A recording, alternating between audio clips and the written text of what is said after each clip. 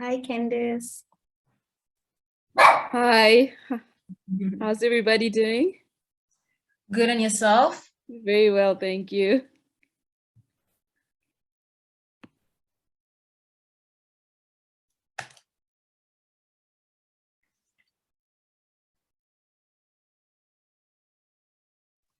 Two more minutes, then we start, I think. All right. Yeah, 35.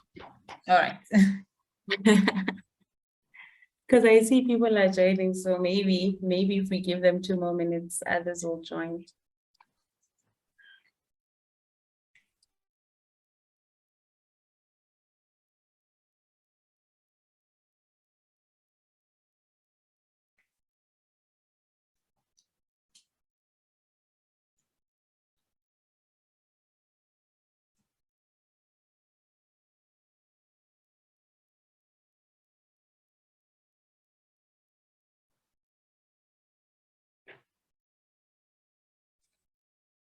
Hi, Brenda.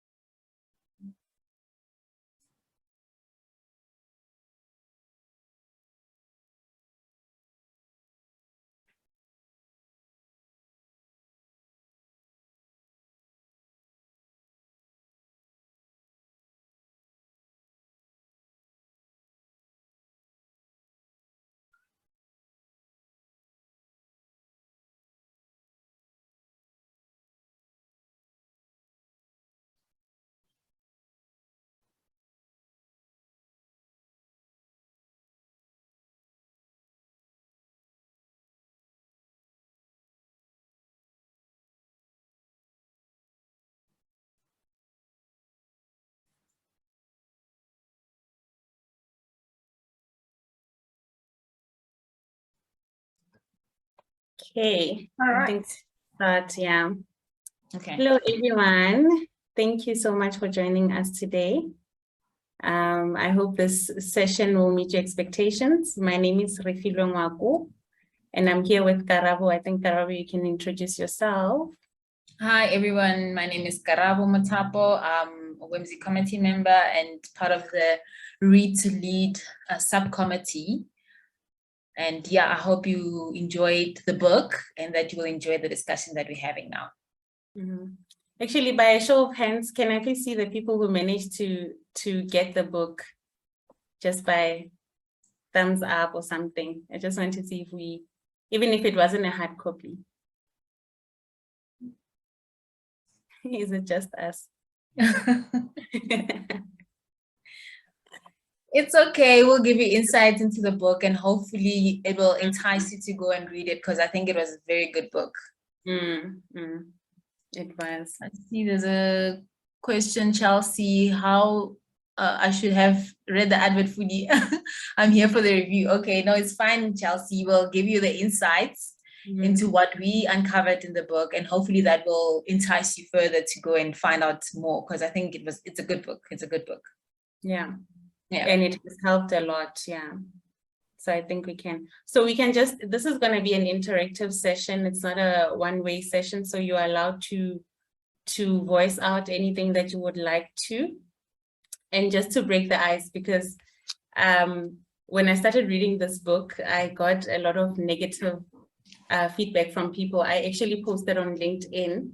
And then somebody said to me, okay, I'll tell you what the person said afterwards. But when you see this book and the title of the book, what comes to mind? Would you buy this book by just seeing it in the shelves? Maybe one person can answer. The title is, yeah, I see Chelsea. So this swearing in book titles is becoming very popular.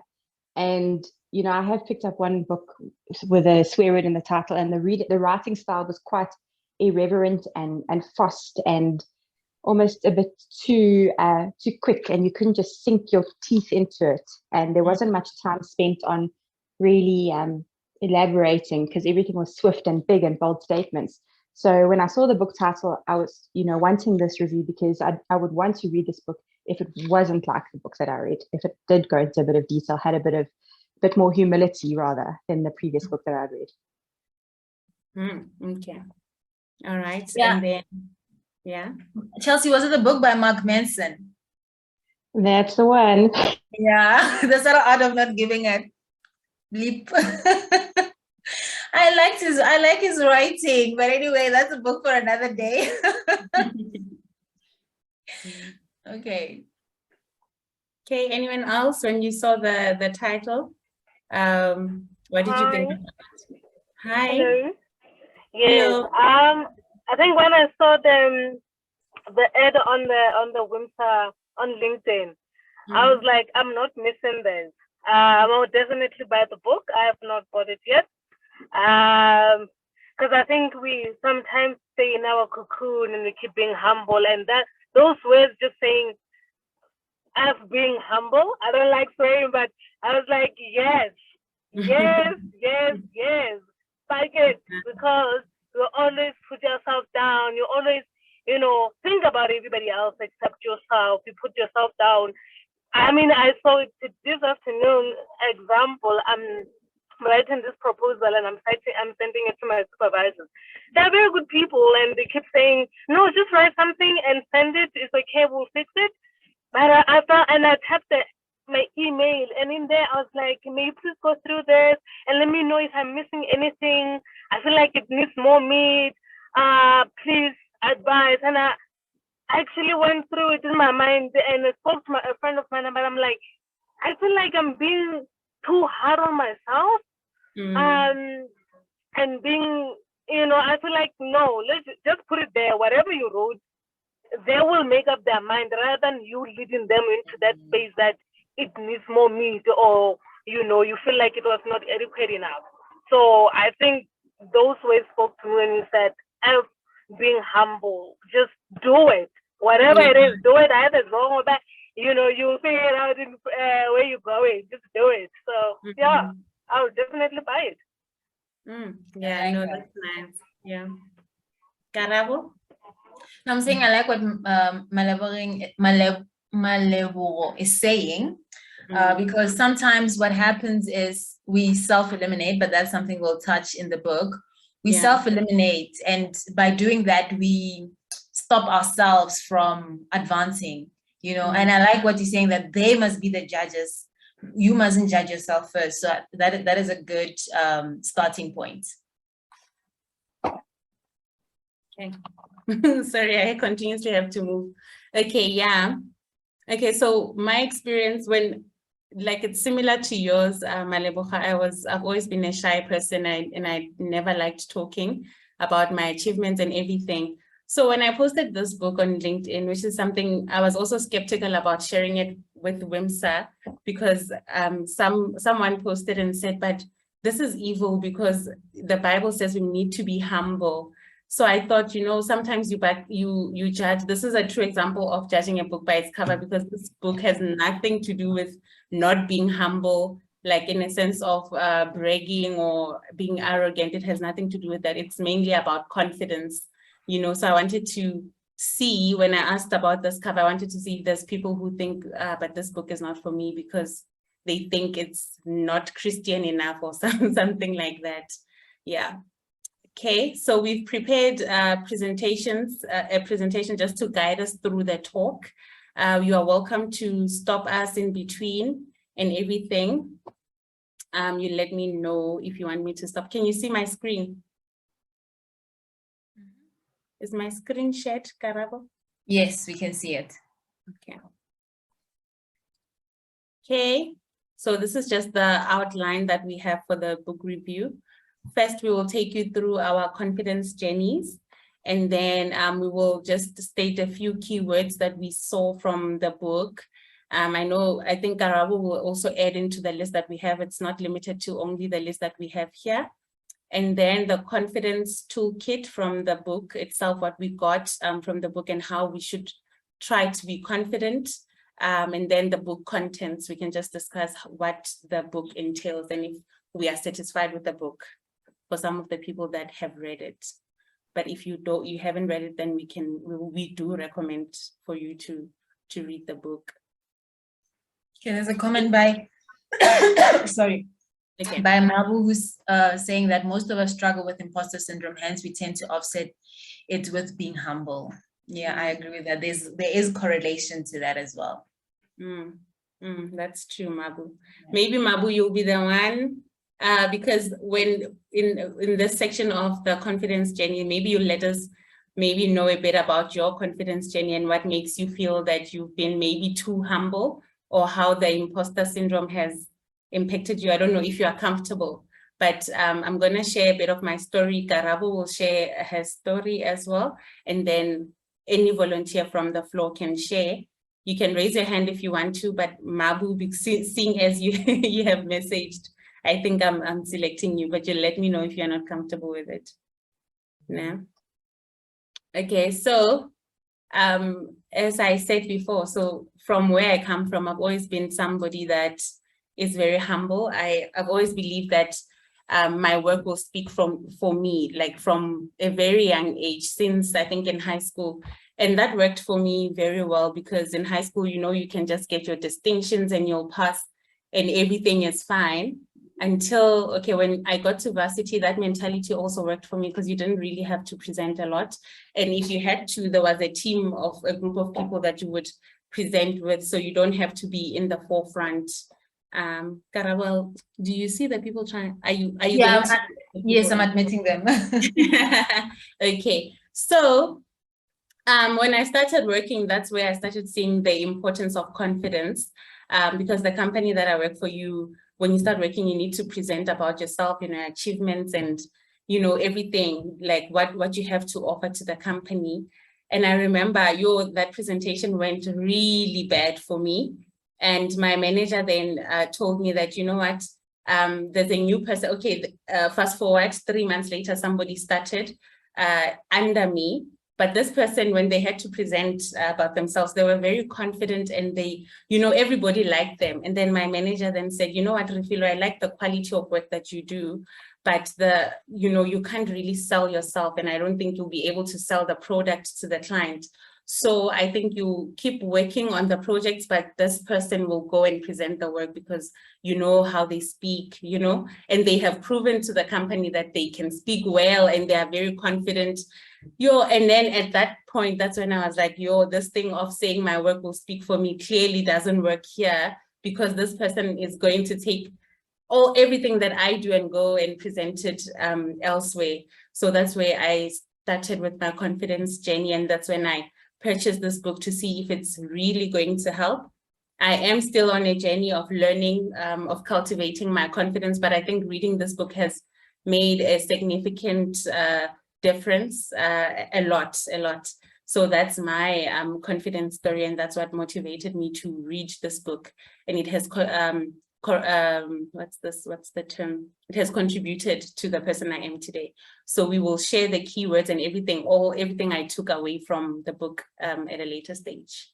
So now 𝗕𝗲𝗶 can start her story. Thank you for sharing your story, Refilo. I think it's similar to my story as well, because I've always been an A student, you know, in primary school, top 10, in high school, top 10, and then varsity, not so much. Yeah. It became a bit more tough, being like a smart kid, you know, always being like giving awards and stuff like that. I think that hampered my confidence, and also I think that's when I started having imposter syndrome.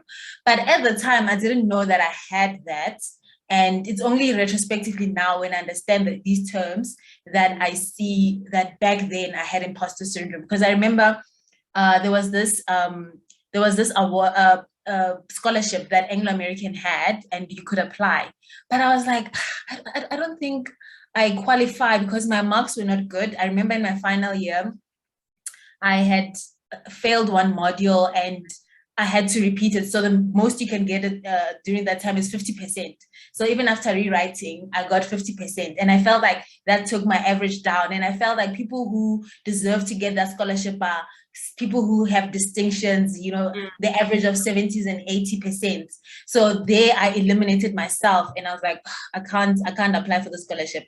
But years later, I saw this other guy who got the scholarship and this guy didn't even finish in record time. His marks were, he had failed a few modules because he was in the same, he started the same year as me, but he finished after me. So I could tell he repeated some modules. And when I look back, I was like, why did I do that to myself? Why did I eliminate myself? Why did I eliminate myself from taking advantage of this opportunity? And also going into the workplace, being the only woman in the mining, like when we were graduates, I was the only female mining engineer who was starting at the time. I'm small in stature. I'm not like a big chubby woman. So that always made me feel self-conscious that maybe people will not respect me because of my stature and they will not hear me. So there's been a lot of like affirming situations and events that fed into my lack of confidence. But then as the years went by and I realized that I'm missing a lot of opportunities for promotion, for opportunity, like stretch opportunities at work to prove my abilities and capabilities, and also faking it to make it. That really took a knock on my confidence. And I think it only came about and alive, and I became more intentional about working towards regaining my confidence when I did my master's in business administration 2 years ago. So I think in my head, I had that thing, I need to have my MBA before I can have confidence. And that was a misconception because even before I had my MBA, I had the capabilities, I had the work experience, the knowledge, but I always doubted myself, and that I feel took me back. But after having my MBA, I don't know if it was also the journey as well, because in some of the classes, they teach you about yourself. You do a lot of self-reflection in some of the classes. And I think that's because I did the MBA full-time.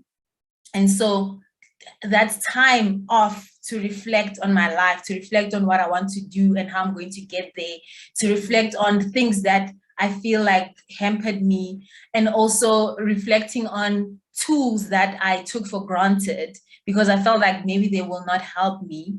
That time helped me a lot to build my confidence. And I feel like I'm in a much better place now to be more daring, to be more out there and not to sell myself short. I'm not yet there. It's a journey, as you've mentioned. It's a work in progress, but I feel like I'm in a much better place. And I mean, when I talk about it now, like my heart shakes a bit because I feel like it's a sad story, because I feel like I've wasted 10 years of my life from when I started working to now. And I'm like, all those opportunities I could have gotten if I was just a little bit more confident, a little bit more daring.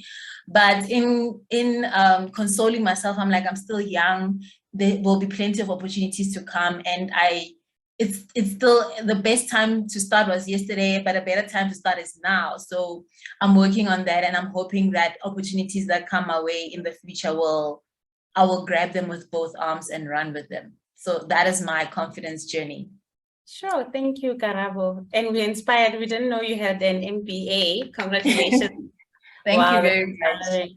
Also, you see how much we overlook confidence. We think, no, your marks are everything or whatever, but your confidence is actually everything now. If you go for an interview, if you're not going to be confident, nobody's going to believe in you because you don't believe in yourself. No one is going to hire you. So yeah, it is important to, cultivate that confidence, try to build it as much as you can. Mabu, are you still, do you agree to my suggestion for you to be the volunteer? Or do we go with Brenda? Because I see Brenda has also sent a message, yeah, a comment. Yeah. Hi, no, I can have a go at it. Actually, your stories are quite inspirational, but one thing that I'm taking out of what you're saying, two things: lack of affirmation And similar to 𝗕𝗲𝗄𝗏, I am quite small in stature. And I feel sometimes how you view yourself, you think that's how the world views you as well. And hence the whole issue of imposter syndrome coming in. When you look at yourself, you reflect on what you have, how you look, your marks and all those things. You start doubting your capabilities. I haven't read the book though, but it sounds quite interesting to see how we deal with that. Another thing that how I'm dealing with my imposter syndrome is somebody once told me that the worst thing a person can say to you, it's no. So every time I want to do something, whether I feel I'm not qualified enough or I don't have the required skills, I just apply or I just go for it and say, the worst the person could say to me, it's no. When I have to do public speaking, I'm like, once I'm done here, I won't see the person ever again, or, I don't have to relive this moment again. So now instead, on top of having imposter syndrome, I'm starting to have a split personality kind of a situation where when you do public speaking or anything public, you have to embody this personality where you're confident, you're daring, you're bold, you push. And then once you're done, you retract back into your cocoon and be humble and be, that scared little cat or whatever that you are, and I feel like, I mean, from what I'm getting from what 𝗕𝗲𝗄𝗏 and 𝗕𝗲𝗄𝗏 have said regarding the book, that there will be the tools that you can actually just apply throughout your life instead of having a certain personality that you have. What do they call them? Alter egos. Having this alter ego that you just portray and look confident and everything. Meanwhile, deep inside that you're scared as hell. You're doubting what you're doing. And I usually go back, once I've done something, I'll go back to people and ask, what did I say? Did it make sense? Did I articulate whatever that I wanted to say clearly? Because like subconsciously there's this thing that says to you, you're not good enough. Whatever you're doing, you have you don't even know what you're talking about, those kinds of things. So I feel like it will be a good read actually. Thanks for sharing, Mabu. I'm reminded now of a section in the book where they say, we find it easy, when you said that, Mabu, they're saying, the author says, we find it easy to compliment other people, but we can't compliment ourselves. And I felt like, this person is really speaking to me, because it's easy for everyone. I think for you to see, Refiloe is doing a PhD, that's nice. But then you don't even acknowledge that you are also a great person. Like 𝗕𝗲𝗄𝗏 was hyping me now, you're doing PhD, but she's doing MBA. She's even done with MBA. So that's also, so yeah. No, I love the book. Who else? Is there anybody else who wants to share their journey before we continue? Or are we fine? Before somebody speaks, I just want to read the comments from Brenda and Chelsea. Brenda saying that I've just joined a new company, which requires me to present 2 to 3 times a day. Sometimes the confidence doesn't come to the party. I guess I need to buy this book. But I think with the repeated, presentations, the confidence will come in there. I think some of the presentations, you will even know them by head, and it'll just, you'll just speak and exude that confidence over time. And Chelsea just made a note that on the note of confidence journey, I only got my confidence after I dropped out of a master's program, when I realized it was just not for me. How liberating to leave the academic expectations behind. I think it's also good because, we have these lists of things that we want to achieve. I want to do this by this time. Everybody's doing their masters. I also need to do my masters to fit in the crowd. And once you realize that you don't have to follow the crowd and you can craft your own path that builds your confidence, it's liberating. And I love how you became liberated from that. And Chelsea, you'll follow your own path as well. And maybe people will be inspired to say, man, I also don't need to do this. Why am I following this? Just because I told myself at 2 years old that I want to have a master's, but it's not for me. It's not my cup of tea. Thank you very much, ladies, for the comments. Yeah, thank you. So I'm just going to move over then to the next slide. It's just the keywords, the words that we found, the author emphasized the most. in the book. The first one was self-promotion. She gave a detailed definition of self-promotion, because most people think self-promotion is arrogance, but it's not.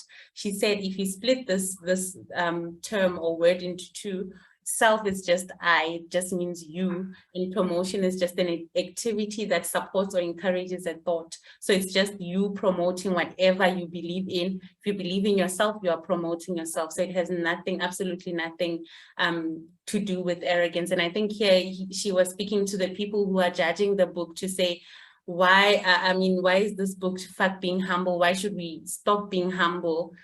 Because it is essentially a good thing to do. But then here she's just saying self-promotion is not a dirty word. So this is one of the words that spoke to me to say there is a thing called self-promotion, and it has nothing to do with arrogance. Arrogance is something else. It's completely something different. Then I looked up arrogance as well, and it's just a demeaning behavior which an individual displays so that they are superior over others. And I'm sure when you sell yourself in your career, that's not what you're trying to do. So you are allowed to self-promote in a way that you won't demean others, in a way that you won't make, in fact, you promote yourself so that you build others as well. There's a book also that is called Lift as you rise. And I think when you promote yourself, it's also a way of showing people that, okay, I can also get there. So your confidence is not only linked to arrogance, it's actually just confidence and being able to sell yourself and to open doors for you for the future. And then there's also a section in the book that is called confidence versus competence. I think 𝗕𝗏𝗶 also posted about this one. Do you want to say anything about this section, 𝗕𝗏𝗶, the confidence versus? I went back to the post that I did on the LinkedIn page just to get that quote, which says that I first read about this in Caroline Foran's The Confidence Kit, a must-read for anyone who wants to overcome a lack of confidence, in which she explains that most of us increase in confidence only as we increase our competence. However, the people who accelerate fastest through their careers are the ones who have self-confidence, irrespective of whether they have proven they are competent enough to completely nail the task at hand. A belief that it's okay to attempt something without knowing the outcome and a willingness to take that risk is more important than a perfect skill set. So often I see people not applying for jobs, not winning new business, and not living life to the fullest, all because they worry too much about being perfectly skilled before they even begin. So this for me, this stood out for me as I relate back to what I just shared, that you're waiting for the perfect moment to have all the skills, to have the 10 years experience to, master that. So for now, like what I'm doing is I'm applying, even if I know I don't have everything on the list. I'm just even if you don't qualify. My luck. So the positions that I'm getting from, like, they want a general manager who has 20 years experience running operations, whatever. I'm applying, know. But sometimes you never know, the company might be looking for something different. And your CV just happened to be there, and they see the experience and they see the potential, and they take you through that. So that quote from the book really stood out for me. Yeah. It also really stood out for me, because you wait, you'll never be ready for something, I think. So just fake it until you make it. I think the author also said somewhere that you must just fake it till you make it. Raise up your hand if there's an opportunity that comes, even if you don't even know how to or where to start, I see Jessica, you raised your hand and then you put it down again. Did you have something to say? Okay. Hi, ladies. How are you? We're good. Good yourself, Jessica. Hello, can you hear me? Hello, can you hear me? Yes, we can hear you. Okay. I just wanted to give an example of my self-example of confidence versus competence. Like, I play golf, but when I started playing golf, I didn't really wait for me to be very skilled at golf. I started playing golf when I really didn't know golf. And then I just started playing with confidence. But now I'm now so good. But with the confidence that I got to start playing, I actually managed to network and be able to meet a lot of people through golf, but I didn't know how to play golf. So I just did it out of confidence. But now I'm actually now competent. I can now be able to play golf, but I started with confidence and then competence came next. Yeah, so that's the example that I wanted to give, that yeah, sometimes confidence actually does pay and then competence can always come afterwards. That's a real good example. I just wanted to ask, did you find that the confidence you gained from trying out golf rolled over into other areas of your life? Yes, yes, it did. I know sometimes there are tasks that I just take up, then I just seem like I know, and then I just have, so that I can just get the opportunity to like present, but I have to go and research. But when I raise my hand with confidence that I can do this, knowing that I don't even know anything about this, but I just, when I get the chance and I'm given the opportunity, I now just go and research. But confidence makes me actually enter certain doors that I wouldn't have entered if I was not confident enough. Sure, thank you. We're inspired. We're Thanks inspired. for sharing, Jessica. Thank you. Sure. Anybody want to share their story? Oh, sorry, Rafina, just wanted to. 𝗕𝗲𝗴, I see you've been coming in and out. Do you want to share something about confidence versus competence?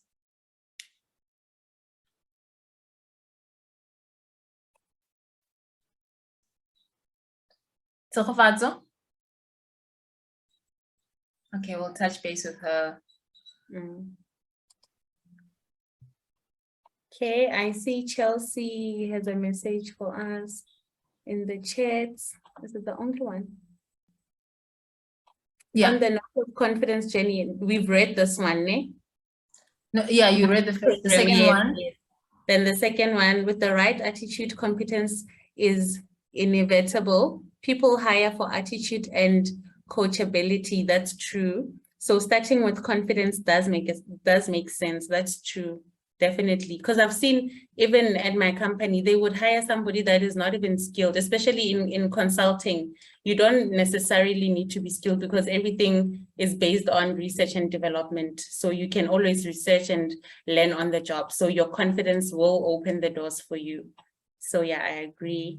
I see 𝗕𝗲𝗴 is also saying that she is battling with network. So yeah. Oh, you have already responded. Okay, that's fine. Okay. So there was also the networking section on the book where they just teach you how to network. And I think what stood out for me is that people actually prepare for networking sessions. Usually when I go to networking sessions, I'm just worried about, oh my God, what am I going to say? And in this book, she highlights that you need to prepare, you need to know your audience, you need to know why you are attending the event, and you must make it about you. So you research, okay, I'm going to attend a WiMSA event and it's about, I don't know, women in mining or equality in mining. So you do your own research so that you know exactly what you're going to say. And I think I highlighted somewhere where she was giving examples of questions that you can ask. I don't know, does anybody struggle with networking? Maybe we can start there as I look for those, the pages that talk about networking in the book. Is it difficult to network, or are you guys fine? 𝗕𝗲𝗴, I think you organized a lot of networking sessions, so you can tell us. So for me, it's, I'm an introvert. I identify as an introvert. So I really cringe at small talk. I struggle to, I overthink it because I'm like, what am I going to say? Is this going to be impactful to this person that I'm going to talk to? And that always gives me anxiety, especially at networking events. And sometimes I find myself sitting with people that I know or leaving early because I can't handle that pressure. So, but one thing that I also like that she mentions, like, even if you have one good conversation and you connect with a person, it's enough, because you're going to talk to people, but you really want to have that one good contact that you've connected with, And when you reach out to them afterwards, they still remember you, because at networking events, people meet a lot of people, but you want to stand out. So for me personally, I go for that connection. So I would talk to 1 or 2 people that I've identified that I find that when through discussions in circles, in small circles, we have something in common, and we delve deeper into that thing that we have in common. So that is my strategy most of the time when I go to networking sessions. If I leave with one good content, I've done my job. Yeah, me too. I'm not a person that likes talking to a lot of people in groups, so I at least try to keep to 2 or 3 people, and then that's fine for me. And then she said people hesitate to network because they don't want to force conversations with strangers. I think most of us are like that. And then they don't like awkward silences. You feel you feel like you have to sell yourself and you really don't want to. And I was like, this is me, because I really don't like it. But in the industry that we are in, and in an era where everybody wants to be in business, you are now forced to come out and to present yourself or to network with other people. So she also then writes on what exactly you can ask the people, what are the conversation starters. So it helped me, because last month I was nominated for an award, and when I was reading this section, I was like, this came at the right time, because I'm going to talk to people, and if I win, people would want to know about me and talk to me more. So I need to be ready. So when I read this section where she said, these are the questions that you can ask if you don't know exactly what to say. And then there's, did you come alone too? If let's say somebody is alone, you can ask them, did you come alone too? Who are you here to hear from? Have you been to these events before? So these are just the conversation starters. You can ask them, have you been to these events before? Even if you don't like it, guys, just do it, because networks are important this time. Yeah, and then, have you had this speaker before? So those are the type of, and then do you work in this industry as well? So those are the type of conversation starters that you can have. And I think I found them very helpful, especially for the event that I was attending at the time. Yeah, and then that closes off the keywords section. I don't know, Karabo, if you would like to add. I just wanted to bring Chelsea to the front, because I've seen her at a couple of our WiMSA events. And I wanted her to share her experience from those events and how networking has been going for her.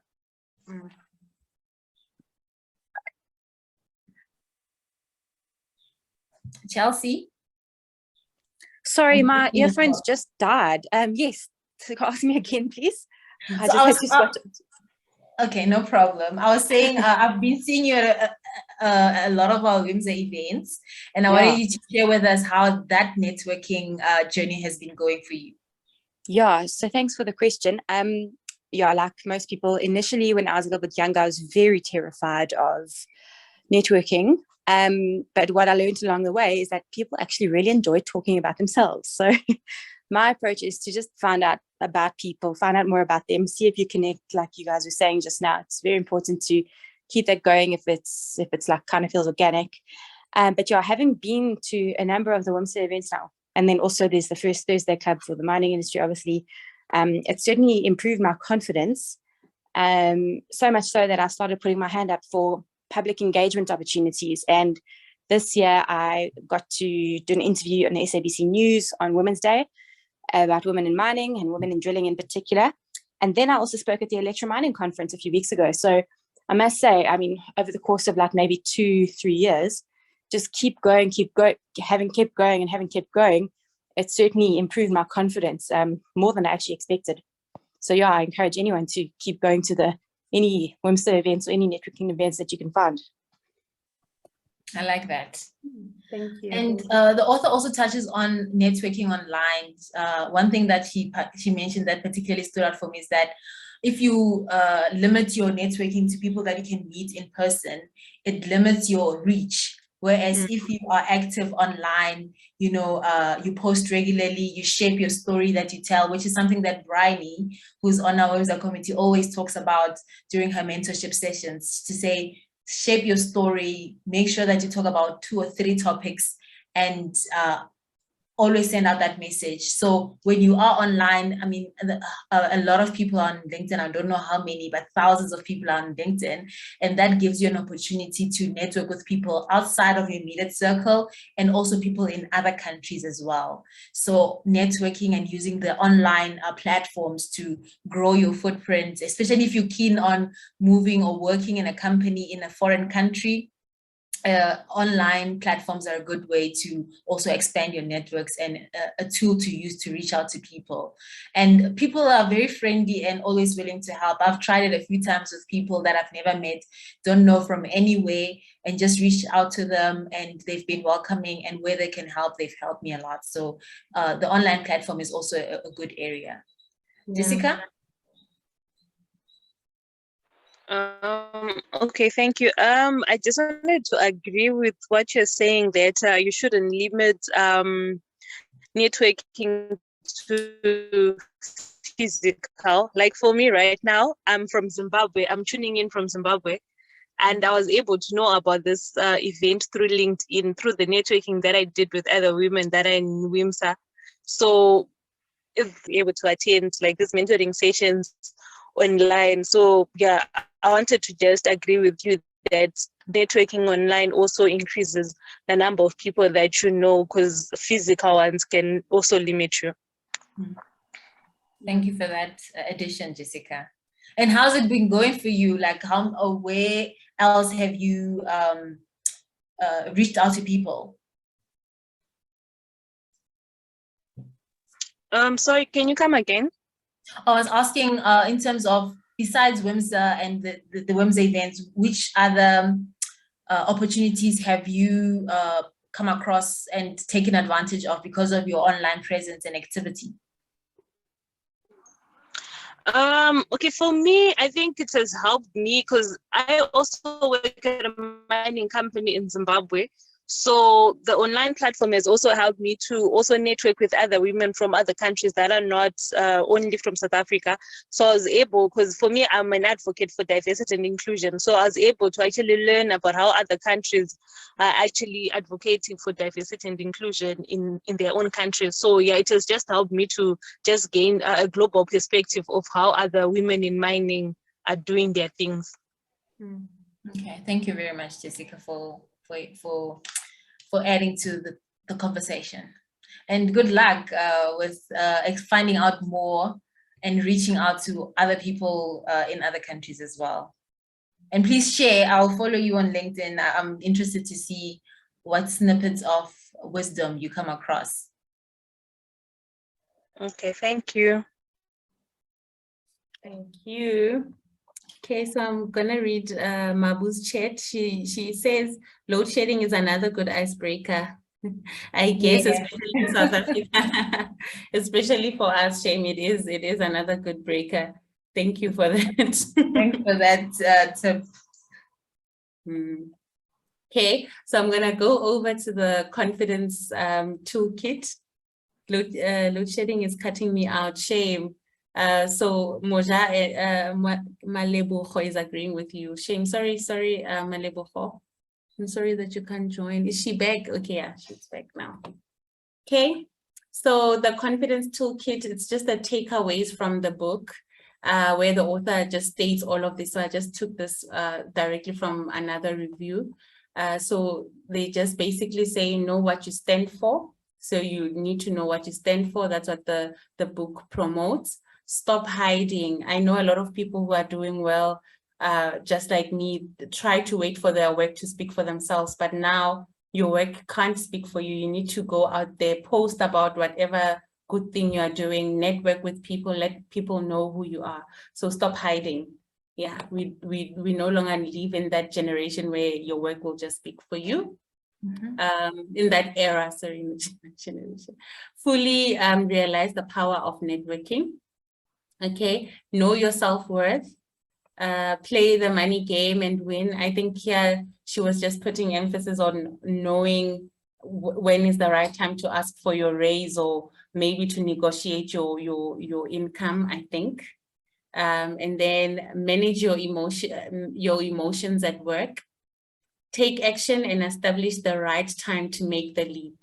most of us don't know when to leave. You want to be loyal to that company or to whatever you are doing. Sometimes you just need to know when to let go, and then keep the momentum you've generated going and maintain the elusive work-life balance.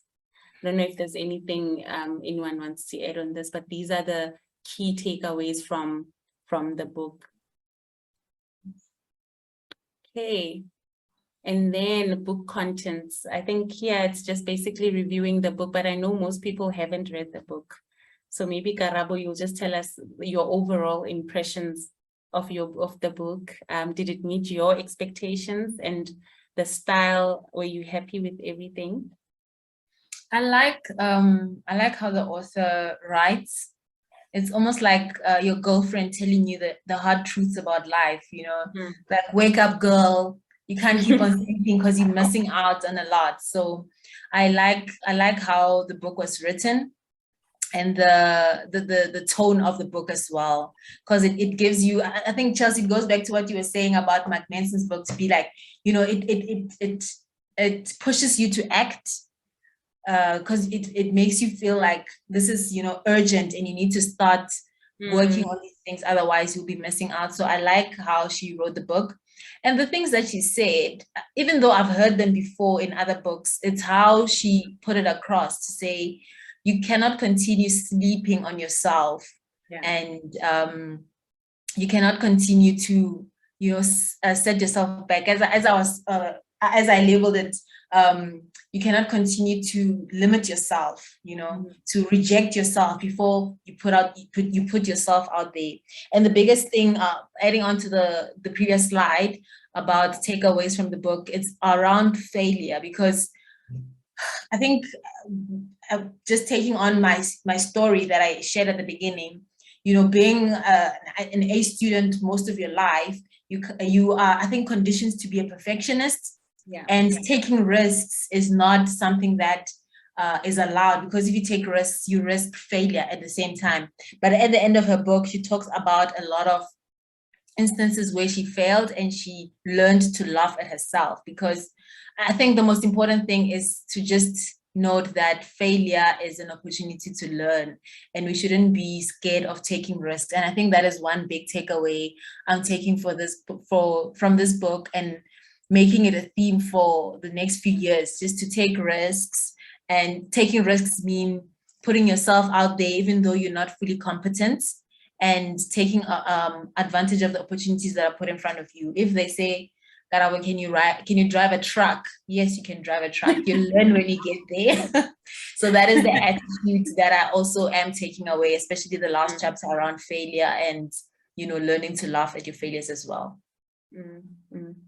Yeah, I have the same views as well. And I like how she wrote it. It's almost like a textbook. It tells you exactly what to do. It has examples for you as well, so you know exactly where to improve and what to improve and how to improve. So I was very happy with the book, and I do recommend it to people. I would definitely recommend. Oh, and the nice thing, it's a short book. It's 178 pages. So it's not something that's dreary, like a textbook or like a thick textbook, but it's a quick book that you can read in a day or two if you're really committed to it. So it's not a daunting book. Well, I don't know about a day or two, but yeah. I think because you like reading, then yeah, you can read it in a day or two, but yeah. Yeah. So at the end of the book, she shares this quote. I think it's her quote. I just took it as it was. She said, you can wait your entire career for opportunities to land in your lap, or you can go out and chase them yourself. Never let people stop you from growing, upskilling, and being the best version of yourself. So this is the main message of the book. Grab all the opportunities, be confident, network with other people.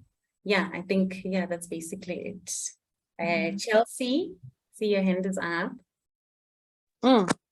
Sorry, that was meant to be an applause, not a hand up, but yeah. Oh yes, I that summary. I see, my bad. I thought it was a hand up. I just saw the hand. Okay. Yeah, thank you. Thank you. I think that is all from my side. I don't know if anyone else wants to. 𝗕𝗲𝗶. Maybe we can go around the room and just have everybody say a word or two around what they think about our review and whether that has encouraged them to go and get the book. Let's start from here on my screen. I'm going to start with 𝗕𝗲𝗶𝗴.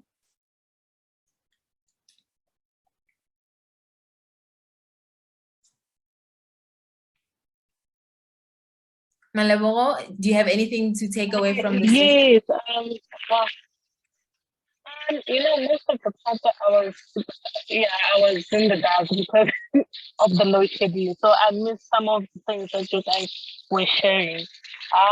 But from what I've heard, from the snippet of the conversation is that I liked how you said, I'm not sure if it's 𝗕𝗲𝗶𝗴 who said it, that even if you're in those positions where you can apply for those positions, you see that you're not qualified. You're not, or maybe you only have one thing that is like an improve. And then you just apply for them, because I've seen those positions and I've actually applied for some of them. And I can say that I've applied for my current positions. I'm like, this is one, I'm out of my league on this one, but I'm just gonna go for it. And I actually got the job, and I'm learning like a completely different side of what I know with my experience. But I only thing that I had there was master's or the bachelor in 𝗕𝗲𝗶𝗴, and that was it. So I'm learning everything from scratch, and it's quite interesting, and that actually has boosted my confidence, because I was like, you know what, I'm gonna go for this interview and I'm gonna give it my best. And here we are today. I got the job and I'm actually enjoying it. Congratulations. Yeah, no, confidence is everything.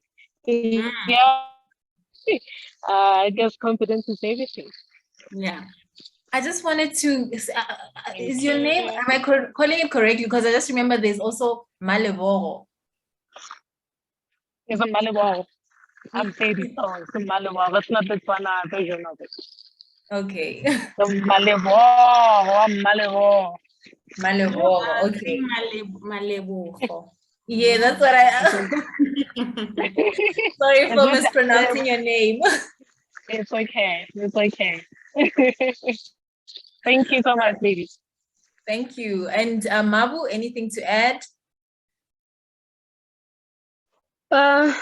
Yeah, the networking part, I feel like, in life, what's this famous quote? Your network is your net worth, or your net worth is your network. For me, I'm quite interested, and I actually want to read the book because I struggle so much with networking, and it's easy for me to say load shedding, it's an icebreaker. I'm one of those people who will sit in a corner and literally look at the event happening and everybody talking to everyone. Unless somebody approaches me, I'm not talking to anyone, and I will literally leave an event without talking to anyone. And I could see in hindsight that I'm actually missing out on opportunities and contacts that could come available in future. So just what you said on the networking part of the book, I definitely have to read the book. Thank you. Thank you, Mabu. And the nice thing about the book, I think, for me, is that you don't have to read it all at once. You can skip to the networking section if you feel like you need. That's what I did, because I started with the topics that I feel I struggled with the most. Then I went back to others. So it's a nice book. Yeah. Okay, and then who's the next person, Karabo? 𝗕𝗲𝗶𝗴, even if your network is bad, you want to say something? Hi, ladies. It's not me. It's Eskom. Blame it on Eskom. Look, I think you sold the book very well to us. I love reading. I'm definitely going for it. I am an extrovert. I do like networking, and always, I believe you go out there, you meet somebody, and seal it with a LinkedIn network. Go again and say, "Hi, Karabo. It was lovely meeting you. Hope to catch up in the next, time." So that increases your network contacts. And when Karabo posts something on LinkedIn, you go and comment on Karabo's, so that's how you build and other people see you. But I also want to say, being an extrovert as well, you do get your times where you need that booster of confidence. You know, you get those days that you get scared. You underestimate your capabilities. You're scared to go out there. So it sounds like this book is something to have in our handbags now and then. When your levels go down, you go back to that book. So I'm loving it. Thank you so much, ladies. Great. I'm definitely going for it. I think key message for me also is we as women, we tend to underestimate our capabilities. But if we underestimate that ourselves, how will other people have confidence in ourselves? So we need to go out there, you know, take it out there, sell ourselves. So yeah, lovely book. Looking forward to read it. Thank you. Thank you, 𝗕𝙗𝗄. And then next is Jessica. Any last words from yourself, Jessica? Okay, thank you so much. I think for me, this session was very informative. I started reading the book yesterday, but from your overview, it has motivated me to keep reading the book. I think for me, the major takeaway is about when to take action and to take a leap. Because I think now in my career, I'm at a point where I feel I'm stagnant in the same place for the longest time. So this book has actually given me the confidence that I need to take action, and I need to know when I should leave a certain organization when it's no longer serving my purpose. So yeah, thank you so much for the overview. And it was good actually networking with you guys. Yeah. Enjoyed having you, Jessica. And then lastly, Chelsea, any last words, takeaways from you? Yeah, I'm probably going to buy the book. I was a bit skeptical in the beginning, but I think, yeah, the message is well-rounded, and there's a lot that I could learn from it, I think. But yeah, thanks very much for the review. It was great. Okay, thank you. For myself, I enjoyed the session, and I'm glad that it was of value to you guys and that you took something from it. And I hope those who are starting out, those who are still going to get the book, that you find it valuable and that it enhances your life experience. Yeah. Thank you so much. Thank you for making the time as well, guys. We also learned a few things from you. So thank you. Thank you for interacting with us and yeah, everything. Thank you. Thank you. Mm-hmm. Oh, Jessica, you have your hand up? Thank you. Good evening.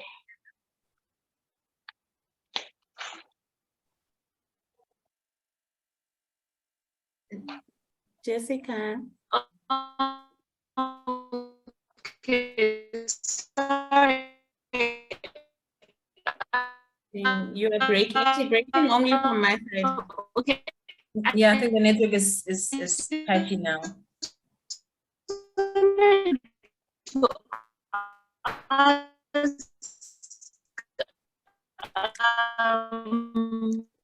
You.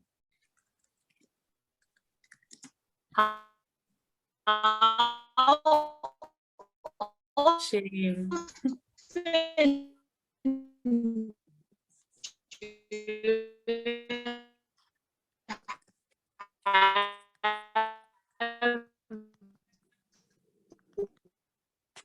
This book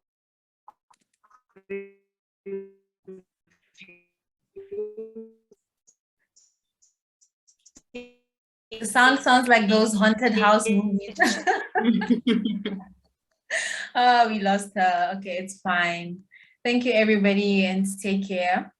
Thank you. Bye-bye, everybody. Bye-bye.